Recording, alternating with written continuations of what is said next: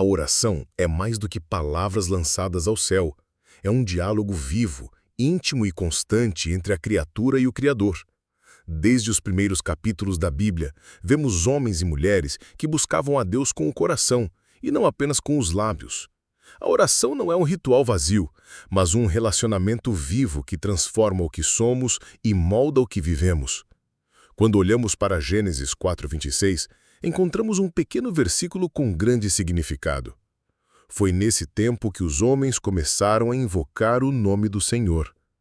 Este é o princípio da oração, um clamor que nasce da alma humana em direção ao Deus eterno. Não era uma tradição religiosa, mas uma necessidade interior, uma sede espiritual. A oração tem poder, porque conecta o céu com a terra, o finito com o infinito, o fraco com o todo-poderoso. Jesus, nosso exemplo maior, era homem de oração. Mesmo sendo filho de Deus, ele se retirava para lugares solitários para orar.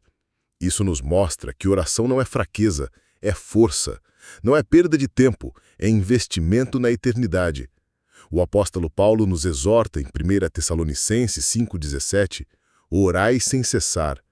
Isso não significa repetir palavras o dia inteiro, mas viver em uma postura constante de comunhão com Deus. Oração é viver com os ouvidos espirituais atentos, o coração sensível à direção divina e os olhos voltados para o alto. Infelizmente, muitos encaram a oração apenas como um recurso de emergência, algo a ser usado apenas quando tudo mais falha. Mas oração não deve ser o último recurso, e sim o primeiro passo. Quando colocamos Deus no início, Ele também governa o processo e abençoa o fim. A oração tem poder transformador, não porque ela muda a Deus, mas porque muda a nós. Ela realinha nossos desejos com os propósitos de Deus. Quando oramos com sinceridade, deixamos de pedir apenas o que queremos e começamos a desejar o que Ele quer. Isso é maturidade espiritual. Muitos perguntam, por que orar se Deus já sabe de tudo? A resposta é simples, porque oração não é sobre informar a Deus, mas sobre nos conformar a Ele. Oração é o ambiente onde o nosso coração se curva, nossa vontade se rende e nossa fé se fortalece. Oração também é um ato de humildade. Quando oramos, estamos dizendo com nossos joelhos, com nossa voz e com nossa alma, eu não consigo sozinho, eu dependo do Senhor. Essa dependência não nos enfraquece, ela nos reveste de autoridade. O céu responde à oração do humilde. Não podemos falar sobre o poder da oração sem lembrar das palavras de Tiago 5,16. A oração feita por um justo pode muito em seus efeitos. Há um poder sobrenatural, liberado quando um coração justo clama com fé. Esse poder não está em fórmulas mágicas, mas na fé genuína e na entrega total a Deus. Neste estudo, vamos explorar como a oração impacta nossas batalhas, traz cura, renova a alma, liberta o cativo e abre caminhos onde só havia deserto. Mas tudo começa aqui, com o entendimento de que oração é um estilo de vida, não um ato isolado. Seja no silêncio do seu quarto, em meio ao trânsito ou diante de uma multidão, a oração que sai do coração alcança o trono de Deus. E quando isso acontece, tudo pode mudar. Quando falamos que a oração tem poder, não estamos apenas usando uma expressão bonita ou simbólica. Estamos afirmando uma verdade espiritual fundamentada nas Escrituras.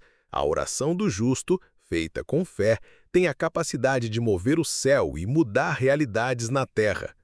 Um dos maiores exemplos dessa verdade está registrado em 1 Reis 18. O profeta Elias, homem de Deus, enfrentava um tempo de crise espiritual em Israel. O povo estava dividido entre servir ao Senhor ou a Baal, e os céus estavam fechados havia 3 anos e meio. Mas quando Elias orou, algo aconteceu. Ele subiu ao Monte Carmelo, se curvou em oração e clamou ao Senhor com fervor. 7 vezes enviou seu servo para olhar o horizonte, e na 7ª vez surgiu uma pequena nuvem, do tamanho da mão de um homem. Pouco tempo depois, uma grande chuva caiu sobre a terra seca. Deus respondeu à oração. Tiago 5, 17 a 18 diz, Elias era humano como nós. Ele orou fervorosamente para que não chovesse, e não choveu sobre a terra por 3 anos e meio. Depois orou outra vez, e o céu deu chuva, e a terra produziu os seus frutos. Perceba, Elias não era um super-humano, ele era como nós. O que fez a diferença foi sua fé e sua entrega total. A oração que move o céu não é a mais bonita, nem a mais eloquente, é a mais sincera, a mais fervorosa, a mais rendida. Deus não está impressionado com discursos bem elaborados, ele se comove com corações quebrantados. Salmos 34:18 declara: "O Senhor está perto dos que têm o coração quebrantado e salva-os de espírito abatido." Ou seja, Deus ouve o gemido da alma com mais atenção do que a oração superficial da boca. Ele responde à verdade, não à performance. O céu se move quando há fé. Jesus mesmo disse em Marcos 11:24, "Portanto, eu lhes digo, tudo o que vocês pedirem em oração, creiam que já o receberam, e assim lhes sucederá." Fé é o combustível da oração eficaz. É como uma chave que abre as portas celestiais. Quem ora com fé não apenas fala com Deus, ele se alinha com os propósitos de Deus. No entanto, precisamos entender algo essencial. Orar com fé não significa exigir de Deus aquilo que queremos, mas crer que Ele fará aquilo que é melhor. Fé não é arrogância espiritual, é confiança filial. É como uma criança que pede ao pai e descansa na resposta. Às vezes, oramos e não vemos respostas imediatas. Isso não significa que Deus não ouviu, significa que Ele está trabalhando em níveis que nossos olhos ainda não conseguem ver. A oração eficaz também é perseverante. Jesus contou uma parábola sobre isso em Lucas 18, a parábola da viúva persistente. Ela insistia diante do juiz até obter justiça, e o Senhor disse: "Acaso Deus não fará justiça aos seus escolhidos, que clamam a Ele dia e noite?" O céu se move com a oração que insiste, que não desiste, que crê mesmo quando tudo parece contrário. Esta é a fé que toca o coração de Deus. E quando o céu se move, a terra sente. Prisões se abrem, corações são transformados, milagres acontecem e o nome do Senhor é glorificado. Você quer ver o céu se mover? Então ore. Ore com fé, ore com perseverança, ore com coração rendido. Não importa quão grande seja o desafio, um joelho dobrado diante de Deus é mais poderoso do que um exército inteiro. A oração que move o céu começa com um coração que se rende, continua com uma fé que insiste e termina com um testemunho que glorifica o nome de Deus. Falar sobre o poder da oração é falar também sobre os momentos em que Deus parece não responder. O silêncio divino é uma das experiências mais desafiadoras da vida de oração. Clamamos, choramos, esperamos e parece que o céu permanece em silêncio. Nesses momentos, muitos se perguntam: será que Deus me abandonou? A resposta é: não. O silêncio de Deus nunca é ausência. Muitas vezes é a estratégia, outras vezes é maturação. A Bíblia nos mostra que até os mais fiéis enfrentaram o silêncio. Jó, um homem íntegro, passou por uma tempestade de dores e perdas. No meio da sua aflição, ele dizia: "Clamo a ti, mas não respondes. Fico em pé, mas apenas olhas para mim." Jó 30:20. Ainda assim, Jó não desistiu. Ele permaneceu. E ao final, Deus lhe respondeu, restaurou e o abençoou em dobro. O silêncio de Deus também visitou o coração de Davi. Nos Salmos, ele abre o coração com sinceridade. "Até quando, Senhor? Para sempre te esquecerás de mim? Até quando esconderás de mim o teu rosto?" Salmo 13:1. Mas no mesmo salmo, Davi conclui: "Eu, porém, confio em teu amor. O meu coração exulta em tua salvação." Aqui está um princípio profundo. A oração verdadeira continua mesmo quando o silêncio parece prevalecer. O silêncio de Deus não é rejeição, é convite à confiança. Ele está nos ensinando a andar por fé e não por vista. É nos períodos silenciosos que a nossa fé é refinada, como ouro no fogo. A oração feita no silêncio é muitas vezes a mais poderosa, porque é movida por convicção e não por emoção. Jesus também enfrentou o silêncio. No Getsêmane, ele orou intensamente: Pai, se queres, afasta de mim este cálice. Contudo, não seja feita a minha vontade, mas a tua. Lucas 22:42. E o céu permaneceu em silêncio. Nenhum anjo veio remover o cálice. Nenhuma voz disse sim. Mas o que aconteceu foi ainda maior. Jesus recebeu força para cumprir a vontade do Pai. Há momentos em que Deus não muda a situação, porque Ele está usando a situação para mudar a gente. A oração que parece não ser respondida pode estar moldando o nosso caráter, alinhando os nossos desejos e nos preparando para algo maior que ainda não vemos.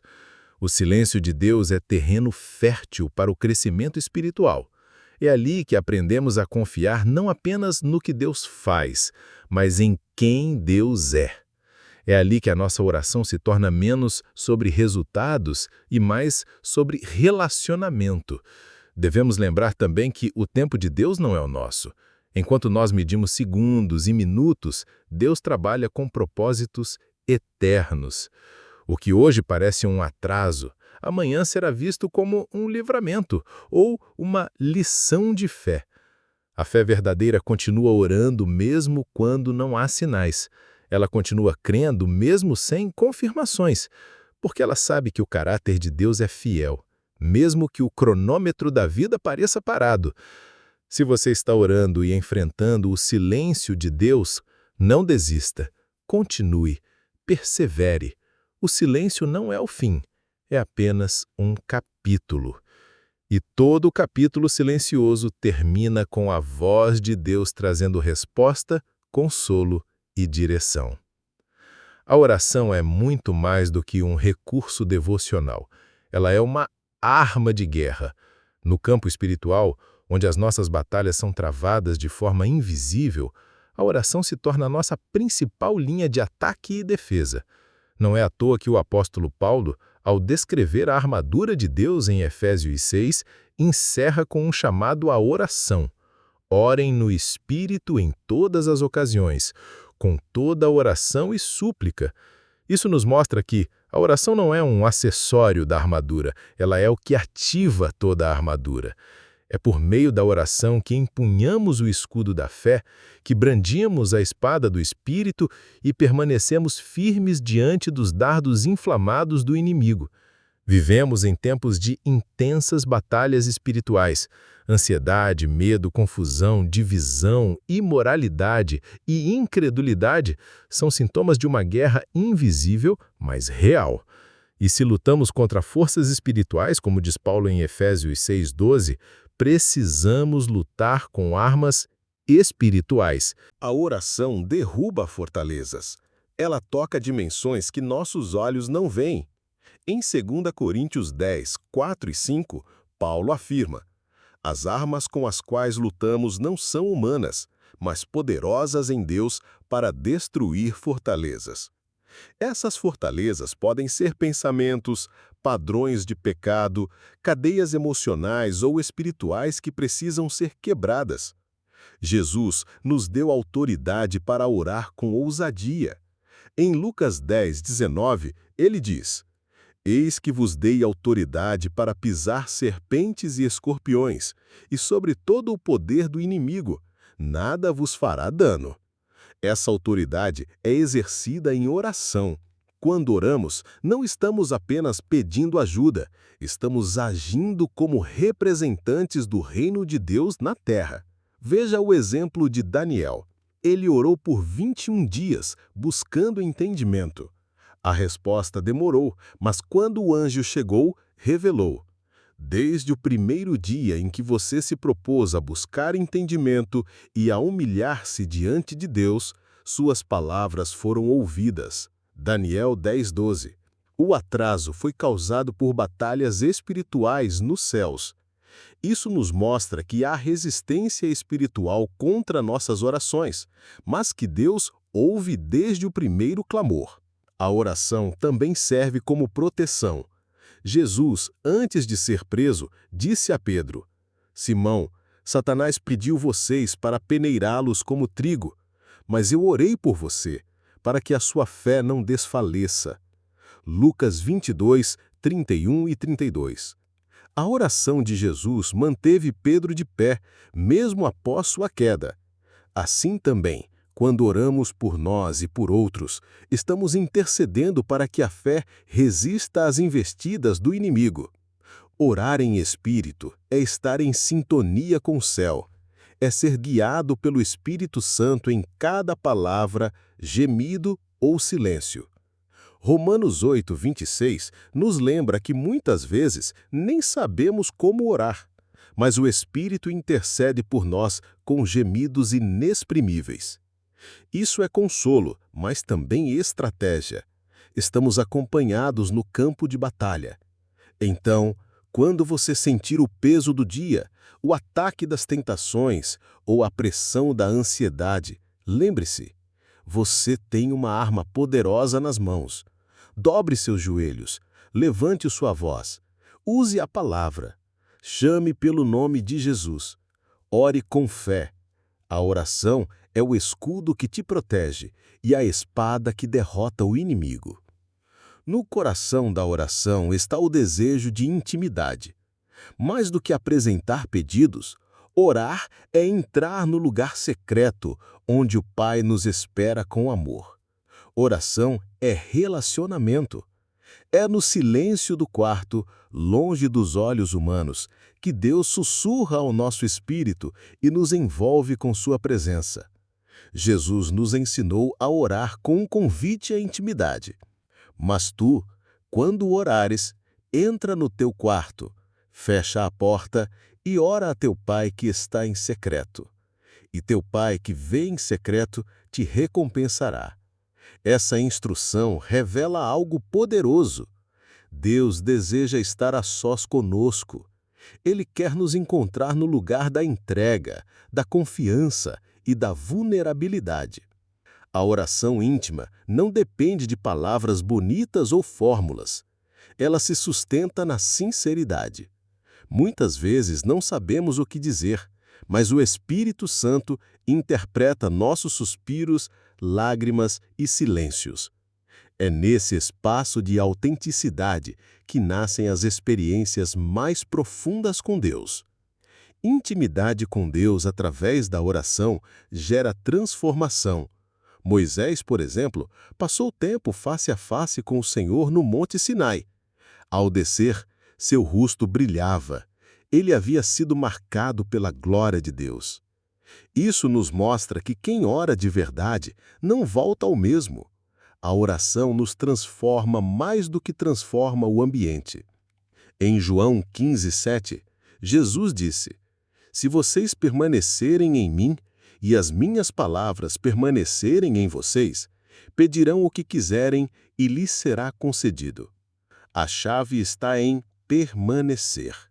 Não se trata de visitas ocasionais à presença de Deus, mas de habitar com Ele. Oração não é evento, é habitação. Assim como em um relacionamento humano, a intimidade com Deus exige constância. Quanto mais nos aproximamos dele, mais o conhecemos. E quanto mais o conhecemos, mais confiamos em sua vontade. Isso nos leva a uma maturidade espiritual onde a oração deixa de ser um monólogo de pedidos e se torna um diálogo de amor. O rei Davi nos mostra o coração de alguém íntimo de Deus. Seus salmos são orações sinceras, cheias de louvor, confissão, lamento e esperança. Em Salmos 27:4, ele expressa o desejo de todo o coração rendido. "Uma coisa peço ao Senhor, e a buscarei, que eu possa morar na casa do Senhor todos os dias da minha vida, para contemplar a beleza do Senhor e meditar no seu templo." É essa busca que define a verdadeira oração. Não queremos apenas bênçãos, queremos o abençoador. Não buscamos só direção, buscamos o Deus que dirige. A oração nos conduz à essência da fé. Estar com Deus é mais importante do que receber algo dele. E quando alcançamos esse nível de intimidade, nossa alma descansa. O caos externo pode até continuar, mas o coração permanece firme, porque está ancorado na presença de Deus. Em meio à correria da vida, a oração se torna nosso refúgio, nosso esconderijo, nossa fonte de vida. Portanto, ore não apenas para que as coisas mudem, mas para que você se aproxime do coração do Pai. O maior poder da oração não está em abrir portas externas, mas em abrir o nosso interior para Deus habitar. E quando isso acontece, tudo muda, de dentro para fora. Milagres não são resultado da força humana, eles nascem da intervenção divina. E muitas vezes, essa intervenção começa com a oração. A oração abre caminho para que o sobrenatural de Deus toque o natural da nossa vida. Ela cria uma ponte entre o impossível humano e o possível de Deus. Na Bíblia, vemos uma multidão de milagres que aconteceram como resposta à oração. Ana, por exemplo, era estéril. Sua alma estava angustiada, mas ela foi ao templo e orou com intensidade, derramando o coração diante do Senhor. E Deus respondeu. Ela deu à luz a Samuel, que se tornou um dos maiores profetas de Israel. O milagre não começou no ventre, começou na oração. É ali no altar do clamor que o céu se inclina para ouvir e agir. Outro exemplo poderoso é o de Ezequias, rei de Judá. Em Isaías 38, Deus envia o profeta com uma sentença: põe em ordem a tua casa, porque morrerás. Mas Ezequias vira o rosto para a parede e ora. Ele chora diante do Senhor e clama com sinceridade. Antes mesmo do profeta sair do palácio, Deus muda o decreto e acrescenta 15 anos à vida do rei. Isso é poder da oração. Há momentos em que o diagnóstico é definitivo, os relatórios são negativos e as portas parecem trancadas. Mas a oração tem a capacidade de reescrever histórias. Não porque temos méritos, mas porque Deus é gracioso, poderoso e soberano. Jesus, em seu ministério terreno, sempre estava cercado por oração. Ele orava antes dos milagres e agradecia após as intervenções divinas. No milagre da ressurreição de Lázaro, por exemplo, Jesus ora: Pai, eu te agradeço porque me ouviste. Antes mesmo de chamar Lázaro para fora do túmulo, ele já estava em oração. A oração precede o milagre. É importante entender que nem sempre milagre vem da forma que esperamos. Às vezes oramos por cura física e Deus envia cura interior. Às vezes pedimos livramento e Ele nos dá força para suportar. O milagre nem sempre é externo. Muitas vezes é o milagre da paz, da restauração da alma, da renovação da esperança. Mas a verdade permanece. Deus ouve e responde orações com poder. Ele é o mesmo ontem, hoje e para sempre. E se Ele operou no passado, Ele pode operar hoje também. Tiago 5, 14 e 15 nos ensina que devemos orar pelos enfermos, crendo que a oração da fé salvará o doente. Não é superstição, é fé ativa. Não é fórmula, é comunhão com o Deus que cura. Se você está clamando por um milagre hoje, não desista. Continue orando. Às vezes, a resposta está a um último clamor de distância. Às vezes, a porta se abre depois da 7ª volta. A muralha cai após o último grito de fé. Deus honra a perseverança. E lembre-se, o maior milagre de todos é a salvação, a transformação do coração, a restauração da comunhão com o Pai. Esse milagre está sempre disponível quando oramos com sinceridade, arrependimento e fé.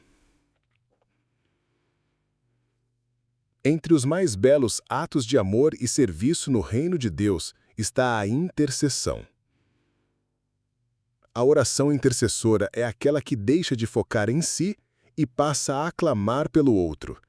É o momento em que nos colocamos na brecha, como os sentinelas espirituais, levando ao Senhor as dores, necessidades e lutas de irmãos, familiares, líderes, nações. A Bíblia diz em Ezequiel 22:30: procurei entre eles um homem que construísse um muro e se colocasse na brecha diante de mim em favor da terra, para que eu não a destruísse, mas não encontrei nenhum. Essa é a essência do intercessor. Alguém que se coloca entre o juízo e a misericórdia, entre o caos e a restauração. Abraão nos dá um exemplo maravilhoso disso. Quando soube que Sodoma seria destruída, ele intercedeu por aquela cidade. Ele dialogou com Deus, intercedendo pelos justos que ali viviam. A oração de Abraão não impediu o juízo final, mas revelou a compaixão de um coração que busca misericórdia antes de condenação. Moisés também foi um grande intercessor. Quando o povo de Israel pecou gravemente, fazendo um bezerro de ouro, Deus se irou.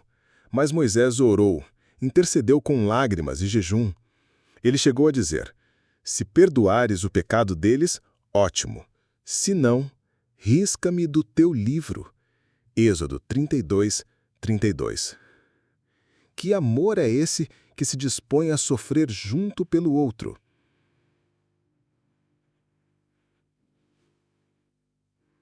A oração intercessora nasce da compaixão. Não se trata apenas de fazer uma lista de nomes e repeti-los diante de Deus. É sentir a dor do outro. É chorar por alguém. É lutar espiritualmente para que a vontade de Deus se cumpra na vida de quem ainda não tem forças para orar por si mesmo. Jesus é o nosso maior intercessor. Ele vive para interceder por nós, diz Hebreus 7, 25. Mesmo após sua ressurreição e ascensão, ele continua intercedendo junto ao Pai. E na cruz, mesmo ferido e injustiçado, ele orou: Pai, perdoa-lhes, pois não sabem o que fazem. Isso é intercessão em sua forma mais pura. Quando oramos por alguém, estamos nos unindo ao coração de Cristo. Estamos dizendo: Senhor, alcança essa vida, liberta, restaura, perdoa, toca, muda. Estamos nos posicionando como pontes entre o céu e a terra. Paulo, em suas cartas, constantemente intercedia pelos irmãos. Ele dizia: não cesso de orar por vocês. A oração intercessora é constante, é perseverante. Ela se torna parte da nossa vida, um hábito de amor. E há poder nisso. Quando intercedemos, o mundo espiritual se movimenta. Cadeias são quebradas, corações são tocados, famílias são restauradas, almas são salvas. Talvez hoje alguém esteja de pé porque você orou por ele sem que ele soubesse. Interceder é um ato de humildade, porque nos lembramos de que não somos o centro. É um ato de amor, porque carregamos o fardo do outro. E é um ato de fé, porque confiamos que Deus pode e quer agir. Que possamos ser como aqueles amigos do paralítico que o levaram até Jesus, abriram o telhado e o colocaram diante do Mestre. A cura aconteceu por causa da fé deles. Assim é a oração intercessora. Ela leva outros até Jesus, mesmo quando eles não têm forças para ir por conta própria. A oração é também um lugar de cura. Cura da alma, do coração e da consciência. E isso começa com a confissão. Uma oração que liberta é aquela que reconhece a verdade, encara as falhas e se rende à graça. É nesse tipo de oração que encontramos perdão, renovação e liberdade. Tiago 5,16 nos orienta: confessem os seus pecados uns aos outros e orem uns pelos outros para serem curados. A oração de um justo é poderosa e eficaz. Perceba a ordem: confissão, oração e cura. Onde há verdade, há libertação. Onde há humildade, há restauração. A oração que confessa é a que diz: Senhor, pequei. É a que não esconde, não justifica, não adia. É a que se desnuda diante de Deus e pede: cria em mim um coração puro, ó Deus, e renova dentro de mim um espírito estável. Esse foi o clamor de Davi após ser confrontado por seu pecado. Ele não fugiu, ele se ajoelhou, ele orou e foi perdoado. Confissão não é fraqueza, é força espiritual. É o primeiro passo para a liberdade. Enquanto escondemos, adoecemos. Mas quando confessamos, somos lavados. 1 João 1,9 é um bálsamo para o pecador arrependido. Se confessarmos os nossos pecados, Ele é fiel e justo para nos perdoar os pecados e nos purificar de toda injustiça. Deus não se escandaliza com nossas falhas, Ele conhece cada canto do nosso coração, mas Ele espera sinceridade. A oração do fariseu, cheia de orgulho e aparência, não moveu o coração de Deus. Já a oração do publicano, que dizia, "Tem misericórdia de mim, pecador", foi aceita. É nesse espírito que precisamos orar, quebrantados, não performáticos, arrependidos, não religiosos. A oração que confessa é aquela que aceita a verdade sobre si mesma e corre para a verdade que há em Deus. E essa verdade é: o Senhor está pronto para perdoar, sempre que há arrependimento sincero. Muitos carregam culpas antigas, feridas não tratadas, memórias de pecados que nunca foram entregues ao altar. Mas hoje é tempo de libertação. O Senhor convida: "Vinde a mim". A oração é o caminho. Confesse, derrame-se e você será renovado. O Salmo 32, escrito por Davi, revela com profundidade esse processo. Ele diz: "Enquanto calei os meus pecados, envelheceram os meus ossos pelos meus constantes gemidos todo o dia. Mas reconheci diante de ti o meu pecado e não encobri a minha culpa." O resultado foi paz, alívio, liberdade. A oração que liberta não precisa ser longa, mas precisa ser verdadeira. É melhor um sussurro honesto do que 1000 palavras vazias. Jesus disse: "Conhecereis a verdade e a verdade vos libertará." E a oração nos conduz a essa verdade, sobre Deus, sobre nós e sobre o caminho da salvação. Se há algo que precisa ser confessado, faça isso diante do Senhor. Não adie. Ele não é um juiz frio, mas um pai que ama restaurar. E quando a alma é lavada, o coração é curado. Orar é começar. Perseverar é permanecer. E permanecer é o que separa a oração ocasional da oração que transforma. A perseverança na oração é a marca dos que entenderam que a comunhão com Deus é mais importante do que a pressa das respostas. Jesus sabia que seríamos tentados a desistir. Por isso, ensinou a necessidade de persistência por meio de parábolas. Em Lucas 18:1, lemos: Jesus contou aos seus discípulos uma parábola, para mostrar-lhes que eles deviam orar sempre e nunca desanimar. A oração não é uma corrida de velocidade. É uma maratona espiritual. Perseverar não é repetir sem fé, é continuar crendo, mesmo sem ver. É confiar no caráter de Deus mais do que nas circunstâncias. É manter-se fiel na comunhão, mesmo quando as emoções oscilam, quando a resposta demora, ou quando o céu parece em silêncio. Há poder em orar 1, 2, 7 vezes, como Elias, em continuar clamando pela chuva, mesmo quando tudo ainda parece seco. Há poder em manter a oração como estilo de vida, não como emergência. O cristão perseverante ora porque sabe que Deus é bom e sua vontade é perfeita, mesmo quando não a entendemos. Jesus também nos ensinou sobre perseverança em Mateus 7:7. Peçam e lhes será dado. Busquem e encontrarão. Batam e a porta lhe será aberta. No original grego, o verbo está no presente contínuo. Continuem pedindo, continuem buscando, continuem batendo. Essa é a postura do intercessor maduro. Ele insiste com humildade e fé. Perseverar é confiar que o tempo de Deus é melhor do que o nosso. É saber que Ele age não só no destino, mas no processo. Às vezes, oramos por uma mudança, mas o Senhor está usando o tempo de espera para nos moldar, fortalecer nossa fé e amadurecer nossa visão espiritual. Veja o exemplo da mulher cirofenícia em Marcos 7. Ela clama por sua filha, mas, inicialmente, Jesus não responde. Depois, ele atesta com palavras duras, mas ela não desiste. Ela insiste com humildade e fé, e, no fim, Jesus elogia sua fé e realiza o milagre. A perseverança dela abriu portas. Da mesma forma, Paulo orou 3 vezes para que o espinho na carne fosse retirado. A resposta de Deus foi diferente do que ele esperava. "A minha graça te basta." E Paulo entendeu que a graça era maior do que a ausência do problema. A perseverança na oração o levou a uma revelação ainda mais profunda. Se você tem orado e ainda não viu resposta, não desanime. Talvez Deus já esteja agindo, ainda que invisivelmente. Talvez a resposta virá de outra forma. Ou talvez o maior milagre seja o que está acontecendo dentro de você, a formação de um coração perseverante, maduro, rendido. Continue orando, continue crendo, continue batendo.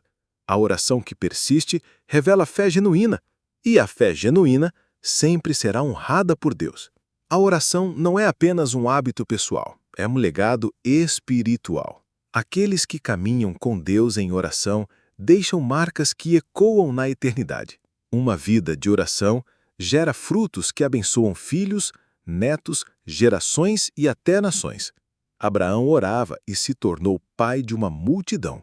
Moisés orava e conduziu um povo. Ana orava e gerou um profeta. Daniel orava e influenciou impérios. Jesus orava e salvou o mundo. Homens e mulheres de oração são colunas invisíveis do reino. Suas palavras lançadas ao céu mudam o curso da história na terra.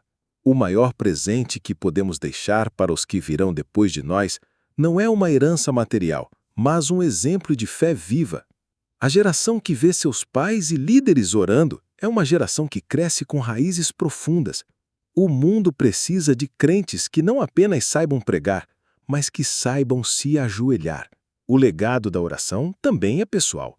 Quando cultivamos esse relacionamento com Deus ao longo dos anos, colhemos uma intimidade que nada pode substituir. Em meio às tempestades, sabemos a quem recorrer. Quando faltam forças, sabemos onde buscar. E mesmo quando falhamos, temos para onde voltar. Jesus disse em João 15:16: Vocês não me escolheram, mas eu os escolhi para irem e darem fruto, fruto que permaneça. A oração é uma das raízes que sustentam esse fruto. Uma vida frutífera é, antes de tudo, uma vida de oração.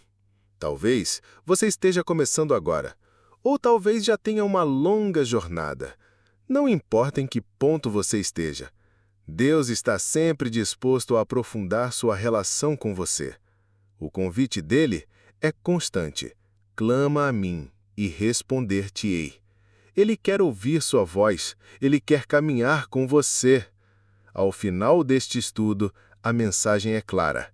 Oração não é uma opção, é uma necessidade. Não é algo para os mais espirituais, é para todos que desejam conhecer mais a Deus. Não é um peso, é um privilégio. O céu está acessível, a presença de Deus está aberta e você é bem-vindo ao lugar secreto todos os dias. Que você seja conhecido nos céus como alguém que orava, que sua família, seus amigos, seus discípulos, seus filhos vejam em você um exemplo de alguém que amava estar na presença do Pai. Chegou o momento de orarmos a Deus. Senhor Deus, obrigado por nos lembrar que a oração é um presente, uma ponte que liga nosso coração ao teu. Ensina-nos a buscar mais tua presença do que tuas bênçãos. Dá-nos prazer em estar contigo, prazer em ouvir-te, prazer em te obedecer. Renova em nós um espírito perseverante. Que não venhamos orar apenas por necessidade, mas por amor. Que nossa fé seja firme, mesmo diante do silêncio. Que sejamos intercessores, adoradores, filhos que sabem descansar nos teus braços. Que este estudo frutifique em muitas vidas e que cada um que ouviu estas palavras seja despertado a viver uma vida de oração que gera frutos eternos. Em nome de Jesus, amém. Se esta mensagem falou ao seu coração, comente aqui embaixo com amém, glória a Deus, ou eu creio no poder da oração. Compartilhe com alguém que precisa ser fortalecido na fé. E lembre-se, nunca pare de orar, porque Deus nunca parou de ouvir.